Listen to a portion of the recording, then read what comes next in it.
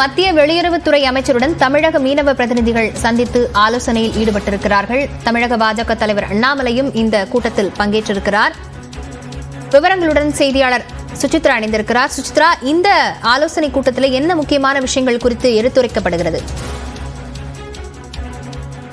டெல்லியில் உள்ள வெளியுறவுத்துறை அமைச்சகத்தினுடைய அலுவலகத்தில் தற்பொழுது மத்திய வெளியுறவுத்துறை அமைச்சர் ஜெய்சங்கருடன் தற்பொழுது தமிழ்நாடு மீனவ பிரதிநிதிகள் ஆலோசனை நடத்துகிறார்கள். மிக முக்கியமாக தமிழ்நாடு பாஜக தலைவர் அண்ணாமலையின் தலைமையில் சென்றுள்ள இந்த குழு மிக முக்கியமாக தமிழ்நாட்டினுடைய மீனவர்கள், குறிப்பாக இந்திய மீனவர்கள் இலங்கை கடற்படையால் தாக்கப்படுவதும் அவர்களுடைய கைது நடவடிக்கைக்கு எதிரான ஒரு மனு ஒன்றை தற்பொழுது வெளியுறவுத்துறை அமைச்சரிடம் வழங்கியுள்ளது மிக முக்கியமாக பார்ப்பது. தொடர்ச்சியாக நாட்டுப்படகு மீனவர்கள் தற்பொழுது இலங்கை கடற்படையால் கைது செய்யப்பட்டு வரும் நிலையில் அவர்களை விடுவிப்பதற்கும் அவருடைய மீனவ படகுகளை விடுவிப்பதற்குமான ஒரு நடவடிக்கை எடுக்க வேண்டும் என்ற ஒரு கோரிக்கையை அவர்கள் முன்வைத்திருக்கிறார்கள். அது மட்டுமல்லாமல் இலங்கை அரசுடன் பேசி தொடர்ச்சியான அந்த தாக்குதலை நிறுத்துவதற்கான ஒரு நடவடிக்கை எடுப்பதற்கான ஒரு கோரிக்கையும் தற்பொழுது இந்த பிரதிநிதிகள் வெளியுறவுத்துறை அமைச்சர் ஜெய்சங்கரிடம் முன்வைத்து வருகிறார்கள். இந்த ஆலோசனையின் போது தற்பொழுது வெளியுறவுத்துறை செயலர் விக்ரம் மிஸ்ரி மற்றும் இலங்கைக்கான அந்த ஒரு நகர்வுகளை மேற்பார்வையிடும் அதிகாரிகளும் இந்த ஆலோசனை கூட்டத்தில் பங்கேற்றுள்ளது மிக முக்கியமாக பார்க்கப்படுகிறது. இந்தியா இலங்கை இடையேயான